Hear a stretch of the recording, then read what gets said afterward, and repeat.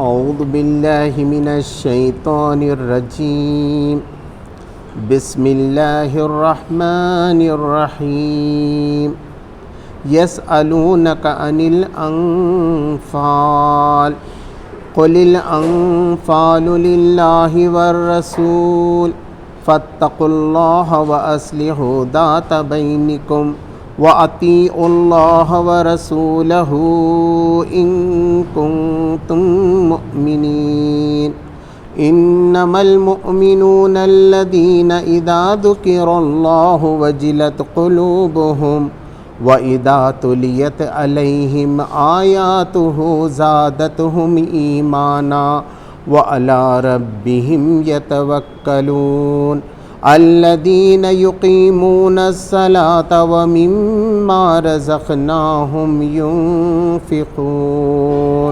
أولئك هم المؤمنون حقا ولهم درجات عند ربهم ومغفرة ورزق كريم صدق الله العظيم۔ اللہ کے نام سے جو بے انتہا مہربان اور رحم فرمانے والا ہے۔ تم سے انفال کے متعلق پوچھتے ہیں، کہو یہ انفال تو اللہ اور اس کے رسول کے ہیں، پس تم لوگ اللہ سے ڈرو اور اپنے آپس کے تعلقات درست کرو اور اللہ اور اس کے رسول صلی اللہ علیہ وسلم کی اطاعت کرو اگر تم مومن ہو۔ سچے اہل ایمان تو وہ لوگ ہیں جن کے دل اللہ کا ذکر سن کر لرز جاتے ہیں، اور جب اللہ کی آیات ان کے سامنے پڑھی جاتی ہیں تو ان کا ایمان بڑھ جاتا ہے اور وہ اپنے رب پر اعتماد رکھتے ہیں، جو نماز قائم کرتے ہیں اور جو کچھ ہم نے ان کو دیا ہے اس میں سے ہماری راہ میں خرچ کرتے ہیں۔ ایسے ہی لوگ حقیقی مومن ہیں، ان کے لیے ان کے رب کے پاس بڑے درجے ہیں، قصوروں سے درگزر ہیں اور بہترین رزق ہے۔ سچ فرمایا اللہ نے۔ محترم حضرات، میں نے بھی آپ کے سامنے سورۃ الانفال کے پہلے 4 آیات کی تلاوت کی اور اس کا ترجمہ پیش کیا۔ چونکہ یہ صورت بہت اہم ہے، جیسے کہ بتایا کہ اللہ اس کے اندر بتا رہا ہے کہ جب مومنوں کے سامنے اللہ کی یاد آتی ہے تو ان کے کلیجے دہل جاتے ہیں، لرز جاتے ہیں اور ان کا ایمان بڑھ جاتا ہے۔ تو آپ دیکھیں گے انشاءاللہ یہ آیتیں جب ہم پڑھیں گے، اس صورت کا مطالعہ کریں گے تو ہماری زندگی ایسی نہیں رہے گی، یقیناً ہماری زندگی کے اندر فرق آئے گا۔ جیسے اتنا سننے کے بعد کچھ پہلے فرق آیا ہے، یہ سننے کے بعد اور زیادہ آئے گا۔ اب تک جو صورتیں آئی تھیں تو پہلے تو سورہ بقرہ میں، سورہ آل عمران میں، اس میں جنگوں کا بھی تھا، جنگ احد وغیرہ کا ذکر تھا، سورہ نساء میں یہ سب مدنی تھی۔ لیکن سورہ انعام اور جو سورہ اعراف اس سے پہلے ہم نے مطالعہ کی وہ مکی صورتیں تھیں، جس میں یہ بتایا گیا تھا کہ حرام کیا ہے اور حلال کیا ہے، کون سا جانور کھانا چاہیے جو گرا ہوا ہے، مرا ہوا ہے، جو ذبح کیا ہوا ہے کہ نہیں ہے، یہ سارا ہوا۔ نکاح کیسے کرنا چاہیے، طلاق کیسے دینا چاہیے، بچوں کی پرورش، بہت سے، اور خاص طور پر سورہ اعراف میں یہ بتایا گیا قریش کو، آخری چیز سب بتا کر اب دھمکی دی گئی کہ اب اگر تم نہیں مان رہے محمد صلی اللہ علیہ وسلم کو تو اب تم ذلیل و خوار ہو جاؤ گے، اب تم دب جاؤ گے، اب تمہاری بڑی پریشانی آنے والی ہے۔ یہ سب تم کو سمجھا دیا گیا، تمہارے سامنے قرآن بھیجا گیا، تم اس پہ توجہ کرنے کے لیے تیار نہیں، اپنی جاہلی زندگی پہ گزار رہے ہو، اور جو لوگ اچھا نیک عمل کر رہے ہیں ان کے لیے بھی تم روڑا بن رہے ہو، تو اس کے اندر دھمکی بھی تھی۔ یہ بات بہت آخری رکوع میں تو ہمارے سامنے آ چکی ہے۔ اب سورہ انفال کے پیچھے کی پارشو بھومی کیا تھی، بیک گراؤنڈ کیا تھا، یہ پورا جنگ بدر ہوگی تو جنگ بدر کیوں ہوئی، تو اس کا بیک گراؤنڈ کیا تھا، پارشو بھومی کیا تھی، اس کو پس منظر کہتے ہیں اردو میں، پس منظر کیا تھا۔ تو میں نے کافی بار پڑھا، لیکن میں نے سوچا کہ جب تک میں آپ کو یہ پڑھ کر نہیں سناؤں گا بات واضح نہیں ہوگی، ریکارڈ بھی ہو جائے گی، لوگوں کے بھی کام میں آ جائے گی۔ تو اس کو ہم دیکھتے ہیں کہ کیا ہوا تھا، یہ کب نازل ہوئی، زمانہ نزول کہتے ہیں، یعنی نازل ہونے کا، اترنے کا زمانہ۔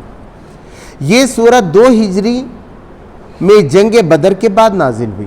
حضور صلی اللہ علیہ وسلم پہلی ہجرت میں آئے، وہ پہلا سال ہے ہجرت، دوسرے میں جنگ بدر ہوئی، اس کے بعد نازل ہوئی۔ جنگ بدر ہو گئی، 313 لوگ 1000 لوگوں سے ٹکرا چکے، اس کے بعد یہ سورت نازل ہوئی، اور اس میں اسلام و کفر کی اس پہلی جنگ پر مفصل تبصرہ کیا گیا ہے۔ اس میں پوری جنگ پہ تبصرہ ہے، کیا تھی وہ جنگ کیوں ہوئی، اور اتنی بڑی جنگ ہے، وہ دنیا کی سب سے بڑی جنگ ہے، وہیں سے اسلام غالب آیا، اس سے پہلے دبا ہوا تھا۔ اور وہاں سے اسلام نے جو طاقت پکڑی اب قیامت تک کے لیے اس کے راستے کھل گئے. تو ایسی کیا وجہ ہے, ایسی جنگ بدر میں کیا خوبی ہے, یہ واضح کیا گیا ہے. جہاں تک سورہ کے مضمون پر غور کرنے سے اندازہ ہوتا ہے غالباً یہ ایک ہی تقریر ہے جو بیک وقت نازل فرمائی گئی. یعنی سورہ جو پہلے شروع ہوئی حضور صلی اللہ علیہ وسلم نے ایک ہی اس میں آخر تک بیان کیے, ایسا محسوس ہوتا ہے. مگر ممکن ہے کہ اس کے بعض آیت جنگ بدر ہی سے پیدا شدہ مسائل کے متعلق بعد میں اتری ہوں اور پھر ان کو سلسلہ تقریر میں مناسب جگہوں پر درج کر کے ایک مسلسل تقریر بنا دیا گیا. یہ بھی سمجھنا چاہیے. پہلے کیا بتایا جاتا ہے کہ یہ بتا رہے ہیں کہ ہو سکتا ہے کہ بعد میں بھی آیتیں نازل ہوئی ہوں, اس کے رکھا گیا. تو قرآن کے اترنے کا کیا تھا کہ پہلے سورہ بقرہ تھی تو چھوٹی تھی, جب اتری نا تو چھوٹی کچھ آیتوں پر مشتمل تھی. سورہ آل عمران بھی ایسی تھی. پھر جب آیتیں نازل ہو گئیں تو اللہ تبارک تعالیٰ نے کہا اس کو سورہ بقرہ کی 37ویں آیت بنا دو, تو اس کو 37ویں رکھا گیا تھا, اور جو 37ویں آیت تھی وہ 38 بن گئی. ایسا نمبر بدلتے گئے ہمیشہ آیتوں کے. ایسا کرتے کرتے جو ہے 286 بن گئی. اب کبھی کبھی لوگ کہتے ہیں کہ وہ زمانے میں لوگوں نے پہلی رکعت میں سورہ بقرہ پڑھی, دوسرے میں سورہ آل عمران, تو لوگوں کو بڑا تعجب ہوتا ہے یہ تو 2 پاروں کی 2.5 پارے کی کیسا پڑھی.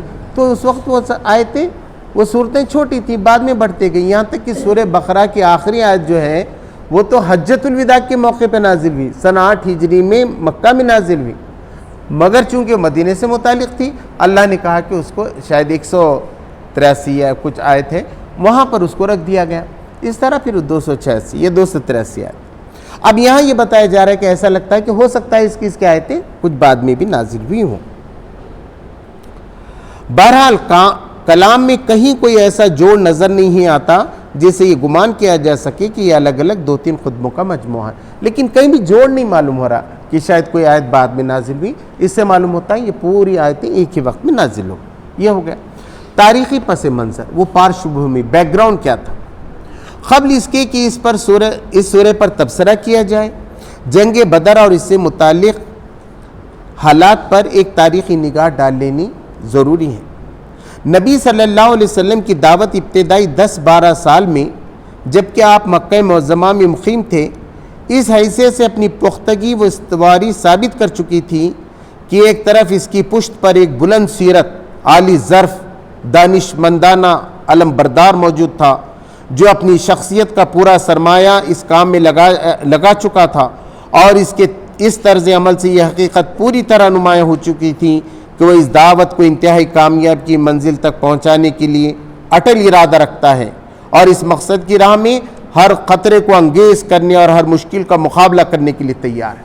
نبی صلی اللہ علیہ وسلم نے دعوت پیش کی, غیر معمولی کیریکٹر, آپ بلند پایا سیرت سب مانتے تھے, اور لوگوں نے بولے جب تک اسلام غالب نہیں آیا اب محمد صلی اللہ علیہ وسلم بیٹھنے والے نہیں, سب سے پہلے وہ قربانی دینے والے. تو لیڈر کے اندر یہ صلاحیت ہونی ہے. لیڈر یہ نہیں بول سکتا مجھے چھٹی ملی تو میں کر سکتا ہوں, وہ سب اپنا داؤ پہ لگاتا ہے. حضور صلی اللہ علیہ وسلم میں اس کا نمونہ ہے. جب ایسا محمد صلی اللہ علیہ وسلم ہوں گے تو پھر صحابہ تیار ہوتے ہے نا. لیڈر ہی بھاگنے والا رہا, اس کے پیچھے کیسا فوج جمع ہو سکتی, کیسا کریں گے. کھل کے بات ہے, اس کو واضح ہمارے اندر رہنا چاہیے کہ جب ہم کسی کو لیڈر تسلیم کریں تو دیکھیں واقعی وہ اس کے لیے کھپ مرنے کے لیے تیار ہے کہ نہیں, سب لگا دینے کے لیے تیار ہے کہ نہیں. تو سب سے بڑی خوبی اسلام کی یہ تھی, اس وقت تک واضح ہو گئی تھی. حضور جو بات پہلے دن سے بول رہے تھے 10-12 سال تک وہی بات تھی, ایک خدا ہے, اللہ کے پاس جا کے جواب دینا ہے. بہت سے رسول آئے اور میں اس کا آخری رسول ہوں, اور یہ جو قرآن آ رہا ہے وہ صرف اللہ کی طرف سے آ رہا ہے, میں اپنے دل سے اس میں کچھ بھی نہیں ملا رہا ہوں. بہت کلیئر بات. دوسری طرف اس دعوت میں خود ایسی کشش تھی کہ وہ دلوں اور دماغوں میں سرایت کرتی چلی جا رہی تھی, اور جہالت و جاہلیت اور تعصبات کی حصار اس کے راہ روکنے میں ناکام ثابت ہو رہا ہے. دوسری دعوت میں کشش تھی, جو اس کو قبول کرتا وہ اللہ کا ہوتا, اپنے خاندان سے کٹ جاتا, اپنے پہلے کے رسم و رواج سے کٹ جاتا, اور وہ کہتا کہ بات صحیح ہے تو محمد صلی اللہ علیہ وسلم ہی کی صحیح ہے. اس کے کیریکٹر کے اندر پورا چینج آ جاتا. تو بڑے بڑے خاندانوں سے الگ الگ لوگ, رنگ و نسل کے لوگ اس پر ایمان لانے لگے. کچھ باہر کے بھی لوگ لائے, حبشہ کے لوگ بھی لائے, ایسے بہت سے لوگوں نے ایمان لایا, فارسی لوگوں نے لایا, اور جتنی جاہلیت کے پردے تھے وہ سب ان کو روکنے میں ناکام ثابت ہو.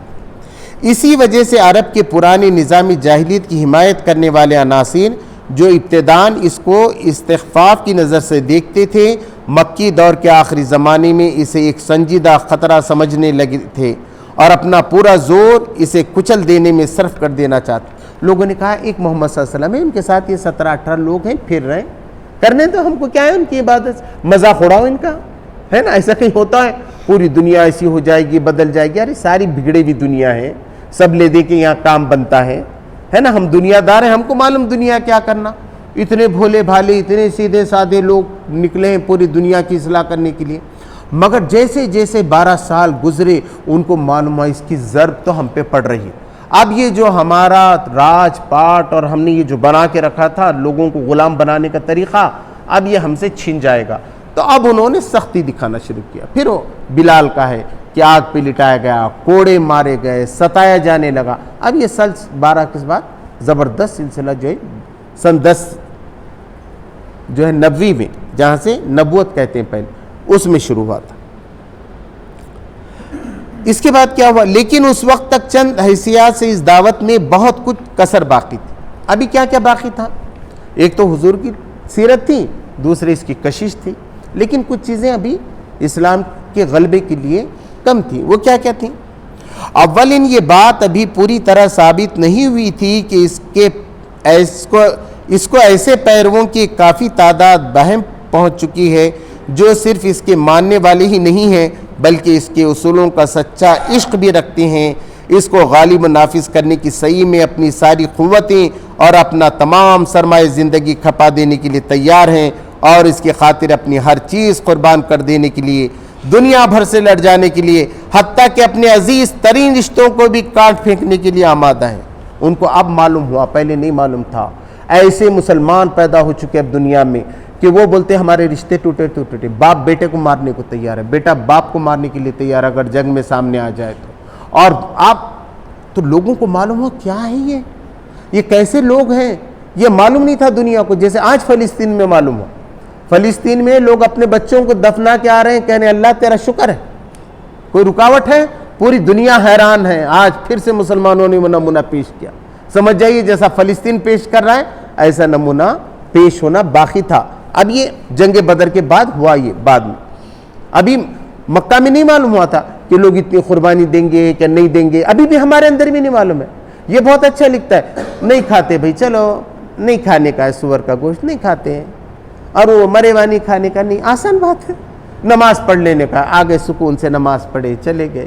نکاح کرنا ہے، چلو مسجد میں نکاح کر لیں، کیا یہ بھی مشکل کام ہے لیکن ایک حد تک۔ مگر جہاں تک جان کی باری آتی، فلسطین کے جیسا روز بم پڑنے لگتے، جب معلوم ہوتا کہ ایمان سچی ہے کہ نہیں ہے، کہ توبہ کر کے بولتے نکو صاحب یہ سب ہم تمہارا مان لیتے نا، اسرائیل آ جائے ہم حکومت کرے، ہم کو کیا کرنا ہے، لے لے بیت المقدس وغیرہ، کیا ہم من نہیں، ایسا نہیں ہوا۔ یہ واضح ہونا بھی باقی تھا، جیسا اب ہو رہا ہے یہاں بھی باقی تھا۔ اب دنیا نے دیکھا جتنے لوگ فلسطین میں شہید ہوئے اس سے 3-4 گنا لوگوں نے پوری دنیا میں امریکہ اور انگلینڈ میں اسلام قبول کیا۔ ابھی ہماری بھانجی آئی، اس کے شوہر نے بتایا، کیا بتاؤں بولے، جب سے فلسطین آیا ہے ہمارے شہر میں روزانہ 2-4 انگریز مسلمان ہو رہے، روزانہ ہے۔ دیکھا انہوں نے کہ کیا طاقت ہے جو اسلام سے جوڑتی ہے، ساری دنیا میں انسانوں کو بھائی بھائی بناتی ہے۔ تو یہ اس وقت ہوا۔ اگرچہ مکہ میں پیروان اسلام نے قریش کے ظلم ستم برداشت کر کے اپنی صداقت ایمانی اور اسلام کے ساتھ اپنے تعلق کی مضبوطی کا اچھا خاصا ثبوت دے دیا تھا، ظلم ستم کو تو برداشت کر دیا تھا، لیکن جنگ میں ثابت ختم رہنے کا اب آنے والا تھا ہمارا۔ مگر ابھی یہ ثابت ہونے کے لیے بہت سی آزمائشیں باقی تھی کہ دعوت اسلامی کو جاں فروش پیرووں کا وہ گروہ جو اپنے نسبلین کے مقابلے میں کسی چیز کو بھی عزیز تر نہیں رکھتے، ان کو معلوم ہے کسی کو بھی خاطر میں نہیں لاتا، اللہ آ گیا یہ چھوڑ کے جانے والے، قرآن کی بات آ گئی، یہ سب کچھ چھوڑ سکتے، مال دولت خاندان وطن سب چھوڑنے کے لیے تیار۔ دوسری بات، اس دعوت کی آواز اگرچہ سارے ملک میں پھیل گئی تھی لیکن اس کے اثرات منتشر تھے، اس کی فراہم کردہ قوت سارے ملک میں پراگندہ تھی، اس کو وہ اجتماعی طاقت بہم نہ پہنچی تھی جو پرانے جمی ہوئی نظام جاہلیت سے فیصلہ کن مقابلہ کرنے کے لیے ضرورت۔ جیسے نکاح ابھی بھی پکا معلوم نہیں، مسلمان کوئی شادی میں جا رہا ہے، کوئی بارات نکال رہا ہے، ایسا ہے اسلام میں؟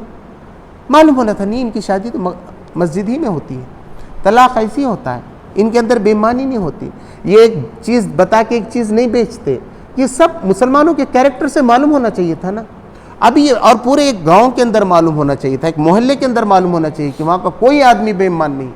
تو ایسا ایک ملک, ایک چھوٹا ریاست, جیسے یہاں 553 ریاستیں تھیں بھارت, اس میں سے کوئی ایک ریاست بھی ایسی ہوتی جو یہ کام کر کے بتاتی تو معلوم ہوتا تھا. ایسی مکہ میں بھی تھا. تیسری بات, اس دعوت نے زمین میں کسی جگہ بھی جڑ نہیں پکڑی تھی, بلکہ ابھی تک وہ صرف ہوا میں سرایت کر رہی تھی. اس کا کوئی نظام نہیں تھا, اس کا کوئی راجہ نہیں تھا, اس کے پیچھے کوئی ملک نہیں تھا. آج تو اتنے 53 ملک ہیں مسلمانوں کے, جب کچھ بھی نہیں تھا ہی نہیں, کوئی ملک ہی نہیں تھا. ملک کا کوئی خطہ ایسا نہیں تھا جہاں وہ قدم جما کر اپنے موقف کو مضبوط کرتی اور پھر آگے بڑھنے کی صحیح کرتی, مضبوط ہوتی, آگے بڑھنے کی کوشش کرتی. اس وقت تک مسلمان جہاں بھی تھا اس کی حیثیت نظام کفر شرک میں بالکل ایسی تھی جیسے خالی معدے میں کونین کہ مادہ ہر وقت اسے اگل دینے کے لیے زور لگا رہا ہو اور قرار پکڑنے کے لیے اس کو جگہ نہ ملی. یعنی پیلا ہو گیا کسی کو اور آدمی بھوکا ہے, اب اس کو کچھ بھی دیے رکھتا ہی نہیں, انہیں نکال کے پھینک دیتا. عرب میں تو بہت ڈرتے, پیلا ہو گیا تو مر جاتے معلوم. پیلا جب ہو جاتا ہے کسی کو تو خالی پیٹ جو ہے نا کچھ لیتا ہی نہیں, آپ دودھ ڈالو فوراً نکال دیا. ایسا ہو رہا تھا.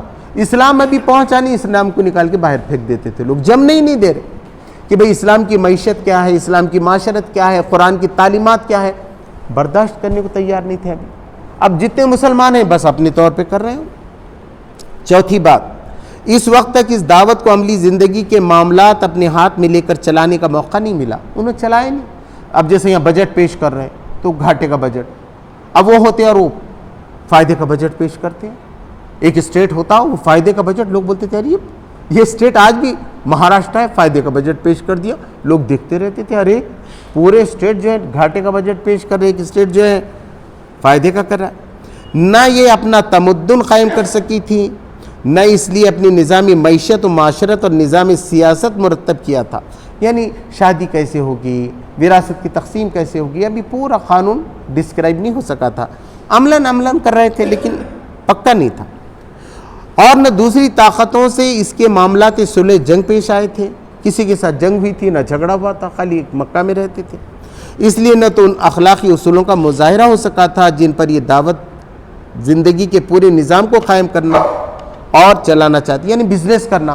معلوم ہوا مسلمان بزنس کر رہا ہے تو کوئی ملاوٹ نہیں کر رہا, دودھ میں کوئی ملاوٹ نہیں کر رہا, پیٹرول میں کوئی ملاوٹ نہیں کر رہا, وہ جو دے رہا ہے ایگریمنٹ کر رہا ہے, برابر ایگریمنٹ کے مطابق عمل کر رہا ہے. تو لوگوں نے بولے کیا کیریکٹر ہے, تو یہ کرے گا تو معلوم ہوگا نا. میں خالی آ کے نماز پڑھا گیا, نماز آ کے پڑھا گیا, اب معلوم نہیں آپ سچے ہیں کہ جھوٹے ہیں.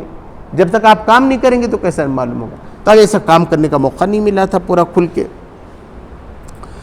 اس لیے نہ تو ان اخلاقی اصولوں کا مظاہرہ ہو سکا تھا جن پر یہ دعوت زندگی کے پورے نظام کو قائم کرنا اور چلانا چاہتی تھی, اور نہ یہی بات آزمائش کی کسوٹی پر اچھی طرح نمایاں ہوئی تھی کہ اس دعوت کا پیغمبر اور اس کے پیرووں کا گروہ جس چیز کی طرف دنیا کو دعوت دے رہا ہے اس پر عمل کرنے میں وہ خود کس حد تک راز باز ہے. اب بلا رہے ہیں سب, مگر آپ خود ٹھیک ہیں کہ نہیں معلوم نا. میں بول رہا ہوں لوگوں کو بیاض نہیں لینا, میں بیاض لے رہا ہوں. میں لوگوں کو بول رہا ہوں وراثت کی تقسیم کرنا, میں نہیں کر رہا, ہے نا. میں بول رہا ہوں نہیں شادی آسان کرنا, میں پوری بارات لے کے جا رہا ہوں پورے, ہے نا. میں جو بول رہا ہوں وہ خود میں نہیں کر رہا, تو لوگوں کو سب سمجھ میں آتا ہے. عجیب بولتے جماعت والے, کرتے الگ, بولتے بعد میں, ہے نا. سب ہم کو معلوم ہے کیسے. تو کیا رہتے ہیں, وہ معلوم ہونا چاہیے جو بول رہے ہیں وہ کر رہے, کہ آپ کی زندگی میں آ رہا ہے کیا, وہ تعلقات پیدا ہو رہے کیا, وہ نظام کے اندر آپ کی کوشش ہے کیا. ساری دنیا کو جب بھی پتہ چل جاتا ہے نا. آپ کوشش کریں تو پتہ چل, آپ کوشش ہی نہیں کریں تو پتہ نہیں چل سکتا. بعد کے واقعات نے وہ موقع پیدا کر دیے جن سے یہ چاروں کمیاں پوری ہوں گی. اب آ گیا وہ زمانہ.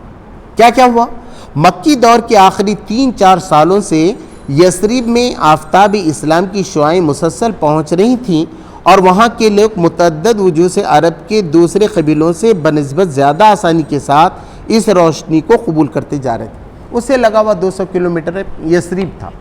یثرب ایک مقام تھا, وہاں کے لوگوں کو بہت پسند آیا اسلام. تو انہوں نے کہا کیا اچھا دین ہے یہ. مکہ والے قبول نہیں کر رہے تھے, اور وہ جھٹاجھٹ ایک آدمی کو پیش کیا, انہیں بول رہا اس سے اچھا دین نہیں, میں قبول کرتا ہوں, میں قبول کرتا ہوں. تو وہاں اسلام کی روشنی پھیلنے لگی. ایک واحد یثرب تھا پورے عرب میں جہاں یہ روشنی پھیل رہی تھی. آخر کار نبوت کے 12ویں سال 12 سال ہو گئے تھے نبی صلی اللہ علیہ وسلم کو کام.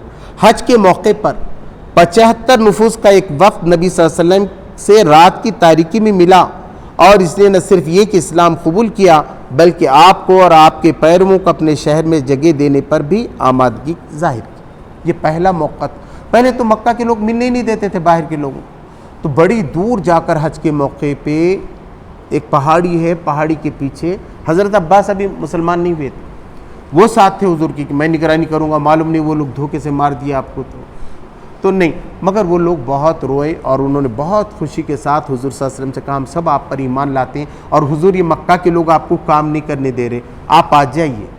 اب یثرب انشاءاللہ مدینۃ النبی ہوگا, نبی کا شہر بنائیں گے ہم, اس کا نام بدل دیں, یثرب ہے ابھی تو ہمارا. اور یہ پیشکش انہوں نے شروع دے دی, اور آ جاؤ. یہ اسلام کی تاریخ میں ایک انقلابی موقع تھا جسے خدا نے اپنی عنایت سے فراہم کیا, اور نبی صلی اللہ علیہ وسلم نے ہاتھ بڑھا کر پکڑ لیا.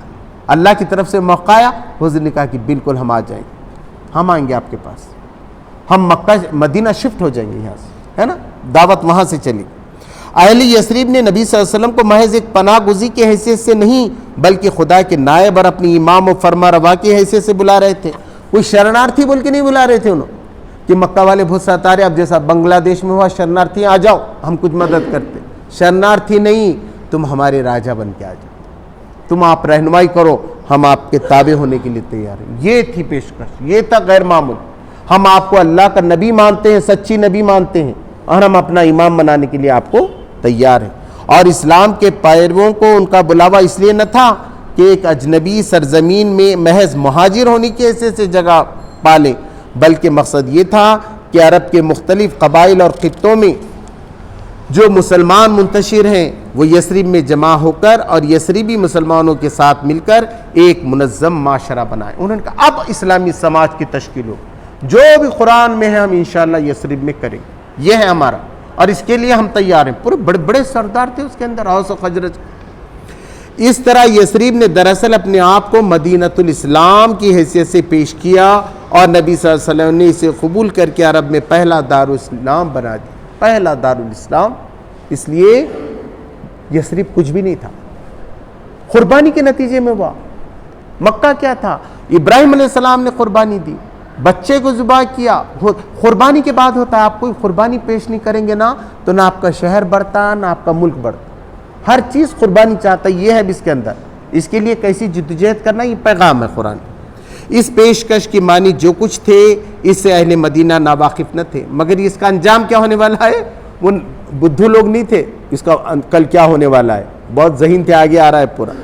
اس کی صاف معنی یہ تھے کہ ایک چھوٹا سا قصبہ اپنے آپ کو پورے ملک کی تلواروں اور معاشی و تمدنی بائیکاٹ کے مقابلے میں پیش کر رہا تھا. بائیکاٹ کر دیتے لوگ, جیسا ایران کو بائیکاٹ کر دی. آج بھی ایران پہ بائیکاٹ ہے. امریکہ بولتا ہے اس کے پاس سے کوئی چیز خریدنا نہیں, کوئی خریدتا نہیں. بھارت بھی پیٹرول لینے میں ڈرتا ہے کہ بھئی لینا کہ نہیں لینا. انہوں بولتے ہم سستا دیتے, روپیے میں دیتے. آج وہاں کی کرنسی کتنی کم ہو رہی, برسوں سے بائیکاٹ, کیونکہ آپ اسلام چل رہے. افغانستان مانیتا نہیں, مانیتا ہی نہیں.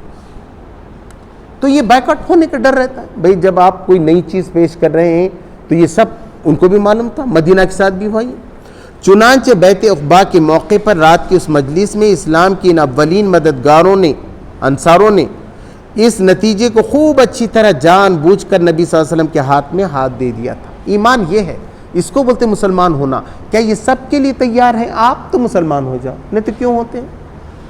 عین اس وقت جب کہ بیعت ہو رہی تھی, یثربی وفد کے ایک نوجوان رکن, اس میں سے جو سب سے کم سین تھا, نوجوان تھا, اس کا نام تھا اسد رضی اللہ تعالیٰ بن زرارہ نے, جو پورے وفد میں سب سے کمسین شخص تھے, اٹھے اور کہا.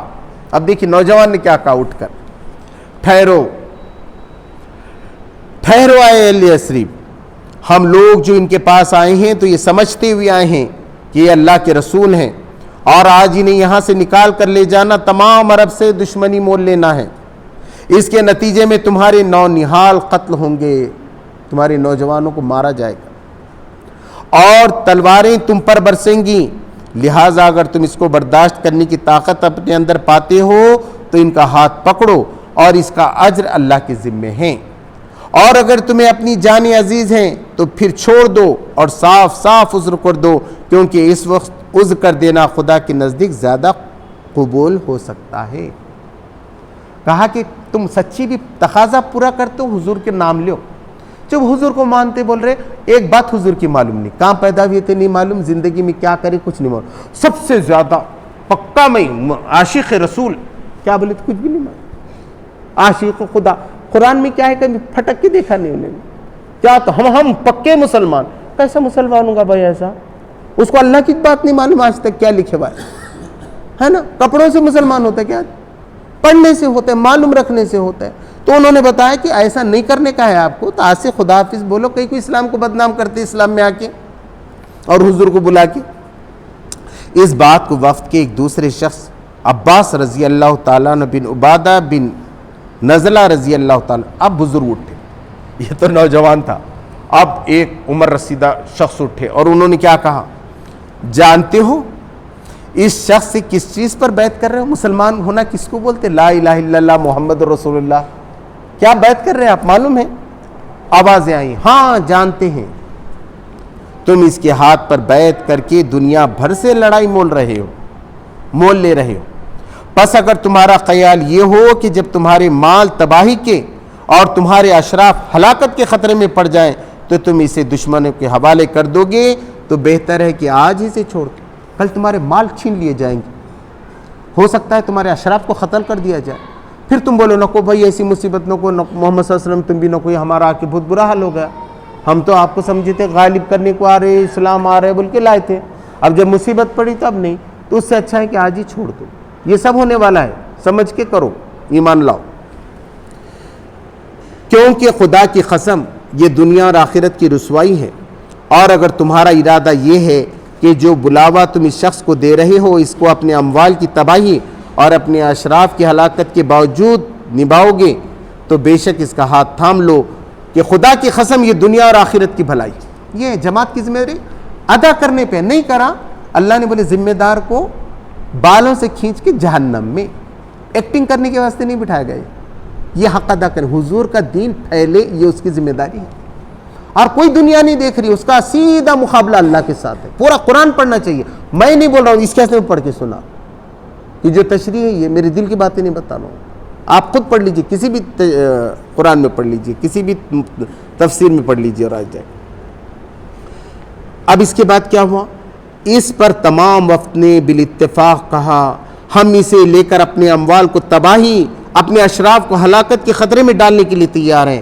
تب وہ مشہور بیعت واقع ہوئی جسے تاریخ میں بیعت عقبہ ثانیہ کہتے ہیں، اس کو بولتے ہیں بیعت عقبہ ثانیہ، دوسری بیعت، پیچھے کی دوسری بیعت، عقبہ یعنی پیچھے کی، پہاڑی کی پیچھے کی دوسری بیعت، مشہور ہے تاریخ۔ دوسری طرف اہل مکہ کے لیے معاملہ جو معنی رکھتا تھا وہ بھی کسی سے پوشیدہ نہ تھا، مکہ کے لیے بھی بہت خطرہ تھا، یہ سب ہمارے خلاف ہو رہا ہے، ہمارا جو ورچسو ہے پورا قریش کا، ابھی تک ہم تھے یہاں کے۔ دراصل اس طرح محمد صلی اللہ علیہ وسلم کو جن کی زبردست شخصیت اور غیر معمولی قابلیتوں سے قریش کے لوگ واقف ہو چکے تھے، ایک ٹھکانہ میسر آ رہا تھا، اور ان کی قیادت و رہنمائی میں پیروان اسلام جن کی عظیمت و استقامت اور فدائیت کو بھی قریش ایک حد تک آزما چکے تھے۔ عظیمت یعنی بڑی راہ پہ چلنے والے، قربانی دینے والے، دیکھا تھا مکہ کے لوگوں نے، جو مسلمان ہوا وہ ملک بھی چھوڑنے کے لیے تیار ہوتا ہے، رشتہ داروں کو چھوڑنے کے لیے تیار ہوتا ہے، اور بہت ثابت قدم رہتا ہے، اور فدا ہوتا ہے، فدا ہو جانا، کسی کے لیے قربان ہو جانا، یہ بھی لوگوں نے دیکھ چکے تھے۔ ایک منظم جتھے کی صورت میں مجتمع ہوئے جاتے تھے، یہ پرانے نظام کے لیے موت کا پیغام تھا، وہ سمجھے اب آ گئی اپنی موت، اگر ایسا ہوا محمد صلی اللہ علیہ وسلم چلے گئے ان کے ساتھ پھر تو اپنا کچھ ٹھیک نہیں۔ نیز مدینے جیسے مقام پر مسلمانوں کی اس طاقت کے مجتمع ہونے سے قریش کو مزید خطرہ یہ تھا کہ یمن سے شام کی طرف جو تجارتی شاہراہ ساحل بحر احمر کے کنارے کنارے جاتی تھی، جس کے محفوظ رہنے پر قریش اور دوسرے بڑے بڑے مشرک قبائل کے معاشی زندگی کا انحصار تھا، وہ مسلمانوں کی زد میں آ جاتی تھی، اور اس شہر پر ہاتھ ڈال کر مسلمان نظام جاہلی کی زندگی دشوار کر سکتے تھے۔ اور بڑی بات یہ تھی اگر مدینے میں مسلمان جمع ہو گئے تو یہ پوری تجارت ان کی جو تھی وہ 2.5 لاکھ اشرفی پر ایئر تھی، پر سال تھی، پرتی ورش تھی، صرف مکہ کی، طائف وغیرہ کی اور الگ تھی۔ اب ان کو معلوم ہوا اگر مسلمان وہاں پہنچے تو ہمارا پیسہ بند ہو جاتا۔ اب بھی کیسا ہوا؟ فلسطین کی جنگ میں کیا ہوا؟ ادھر سے ہوتیوں نے حملہ شروع کر دیا۔ اب یہ ہمارے سارے جہاز بھارت کے وہ کیا ہو رہا تھا؟ تجارت کرتے، بہت پیسے ملتے اپنے کو باہر کے ملکوں سے، وہ ادھر سے بیچ کے راستے سے جاتے تھے۔ اب وہاں جنگ چلی تو بولے اب ادھر سے جانا پڑتا ہے، تو پورا گھیرا ڈال کے گئے تو چارجز ڈبل ہو گئے، چیزیں مہنگی ہو گئی۔ اب کون اتنی مہنگی لے رہے؟ چاول سمجھو وہاں 40 روپے بیچ رہے تھے، ادھر سے گئے تو معلوم ہوا 80 روپے۔ اب 80 روپے میں کون چاول لے رہا ہے؟ دنیا سے دوسری طرف سے آ جاتا ہے پھر، تو ایسے گھاٹے ہو رہے۔ تو اب قریش کا یہ تھا، مسلمان عقیدہ تو جان دو کدھر بھی، پہلے تو معاش کی جڑ کٹتی، تو جب تک معاش پہ بھی آپ حاوی نہیں رہتے نا، آپ بھی جب تک پیسے والے نہیں ہوتے، آپ طاقتور نہیں ہوتے، آپ اسلام کا کام کر ہی نہیں سکتے۔ مجبور غریب آدمی کیا کرے گا؟ اور اسلام چاہتا ہے کہ ایسا غریب رہنا نہیں چاہتا۔ میرا پورا قرآن کا مطالعہ ہے، قوی مومن پسند ہے۔ آپ صحت میں مضبوط ہوں، آپ علم میں مضبوط ہوں، آپ پیسوں سے مضبوط ہوں، جب آپ اسلام کا نام لے سکتے اچھی طریقے سے، اور آپ کو یہ ساری چیزیں کرنا پڑے گا، کوشش کرنا۔ اب دیکھیے پوری بحث جنگ بدر میں سب سے بڑی بحث یہ ہے کہ ان کو مسئلہ تھا پیسوں کا، کہ آپ بیٹھیں گے ادھر سے نہیں جانے دیں گے ہم کو، تو ہماری تجارت مار کھاتی۔ صرف اہل مکہ کی وہ تجارت جو اس شاہراہ کے بل پر چل رہی تھی وہ 2.5 لاکھ اشرفی سالانہ تک پہنچی تھی۔ طائف اور دوسرے مقامات کی تجارت اس کے سوا تھے۔ قریش ان نتائج کو خوب سمجھتے تھے، قریش ان نتائج کو خوب سمجھتے تھے۔ جس رات بیت عقبہ واقع ہوئی، اسی رات اس معاملے کی بھنک اہل مکہ کے کانوں میں پڑی، اور پڑتے ہی کھلبلی مچی۔ جیسے معلوم ہو گیا مکہ بے چین ہو گیا، یہ کیا ہو گیا، بڑی بات تھی۔ پہلے تو انہوں نے اہل مدینہ کو نبی صلی اللہ علیہ وسلم سے توڑنے کی کوشش کی، بہت سمجھایا ان کو، یہ مت کرو، ان کو کہاں لے کے جا کے تم پھنس رہے، معلوم ہے کہ تم کو کیا ہوگا۔ مکہ کے لوگ، مدینہ کے لوگوں کو بہت سمجھایا۔ پھر جب مسلمان ایک ایک دو دو کر کے مدینے کی طرف ہجرت کرنے لگے اور قریش کو یقین ہو گیا کہ اب محمد صلی اللہ علیہ وسلم بھی وہاں منتقل ہو جائیں گے، تو وہ اس خطرے کو روکنے کے لیے آخری چارہ کار اختیار کرنے پر آمادہ ہو۔ اب آخری چارہ کار کیا تھا؟ حضور کوئی ختم۔ اب انہوں نے سوچا اب اس کے سوا کوئی راستہ نہیں، اب بات حد سے بڑھ گئی، اب سب مسلمان گئے، ایک دن حضور بھی چلے جائیں گے یہاں سے ہجرت کر کے، پھر تو ہو گیا۔ انہوں تو اتنے ذہین ہیں، اتنے قابل ہیں، پوری دنیا ان کے پیچھے آنے والی بات میں۔ اب کیا ہوا؟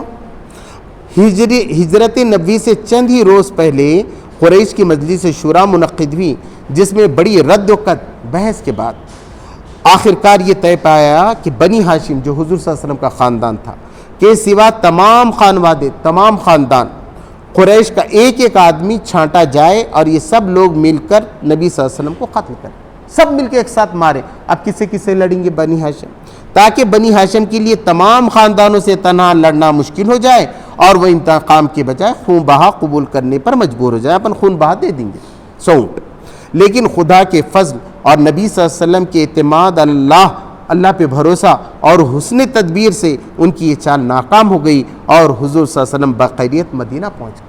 اب یہ بھی ایک زبردست، اگر اس پہ بولے تو ایک الگ بیان ہے، ہجرت کیسی ہوئی، حضور کیسا نکلے، خالی یہاں یہ بتانا ہے کہ حضور بس چلے گئے وہاں سے۔ اس طرح جب قریش کو ہجرت کے روکنے میں ناکامی ہوئی تو انہوں نے مدینہ کے سردار عبداللہ ابن ابی کو، جسے ہجرت سے پہلے اہل مدینہ اپنا بادشاہ بنانے کی تیاری کر چکے تھے، اور جس کی تمناؤں پر حضور صلی اللہ علیہ وسلم کے مدینہ پہنچ جانے اور اوس و خزرج کی اکثریت کے مسلمان ہو جانے سے پانی پی چکا تھا۔ عبداللہ ابن ابی تھا، اس کو راجہ بنانے والے تھے وہاں کے مدینہ کے لوگ۔ اب سب آپس میں سمجھوتا ہونے کو آ گیا تھا، اور سر پہ تاج رکھنا تھا کہ انہوں نے حضور صلی اللہ علیہ وسلم کو بولی یہ تاج اب آپ کو پہنانے والے، انہیں تو چڑ گیا، میرا گیا چانس۔ اب انہیں محمد صلی اللہ علیہ وسلم تو دشمنی لینے لگا، تو بولے اس کو پکڑنا، ایسی پکڑتے لوگ کیا کرتے، پالیٹکس میں بھی ایسی پکڑتے ہیں نا، ایک پولیٹیکل پارٹی کیا دیکھتی، اس کو ذرا کوئی پد نہیں دیے، وہ نہیں دیے، دیکھو تیری وہ کوئی ہمارے پاس آ جاؤ، ہم یہاں ہمارے پاس ٹکٹ حاضر، انہیں فوراً پارٹی بدل کے ادھر آ جاتا، ہر جگہ ہوتا ہے۔ وہاں بھی انہوں نے سوچے عبداللہ ابن ابی کو، تم لوگوں نے ہمارے آدمی کو اپنے یہاں پناہ دی ہے، ہم خدا کی قسم کھاتے ہیں کہ یا تو تم خود اسے لڑو یا اسے نکال دو، ورنہ ہم سب تم پر حملہ آور ہوں گے اور تمہارے مردوں کو قتل اور عورتوں کو لونڈیاں بنا لیں گے۔ عبداللہ بن ابی اس پر کچھ آمادہ شر ہوا، مگر نبی صلی اللہ علیہ وسلم نے بر وقت اس کے شر کو روک تھام کی۔ پھر سعد بن معاذ رئیس مدینہ عمرے کے لیے مکہ گئے۔ اب یہاں سے دوسرا ہے، اب یہاں وقت ہمارا ختم ہو گیا ہے، انشاءاللہ میں اس کو جاری رکھوں گا تاکہ آپ بات پوری طریقے سے سمجھیں۔ یہ تھے وہ حالات. یہاں سے مکہ آ گئے. اب انہیں عبداللہ ابن ابی کو بھی منائے, وہاں نبی صلی اللہ علیہ وسلم نے کام کیا. اب اس کے بعد ایک ایک ہوا کہ وہاں کے کچھ لوگ مکہ مدینہ کے عمرہ کو گئے تو ان کے ساتھ کیا ہوا, کیسے حالات بدلے, پھر جنگ بدر کیسی ہوئی اور اس کے نتیجے کیسے ہوئے. اس میں ہمارے ایمان کے لیے موقع ہیں, اور یقین آپ جانیں گے کہ ہمارا سب کا ایمان بڑھے گا اور ہم عمل کرنے پہ بھی آمادہ ہوں گے. اللہ تبارک تعالی ہم کو نیک توفیق عطا فرمائے. ربنا آتنا فی الدنیا حسنۃ وفی الآخرۃ حسنۃ وقنا عذاب النار. سبحان ربک رب العزۃ عما یصفون وسلام علی المرسلین والحمد للہ.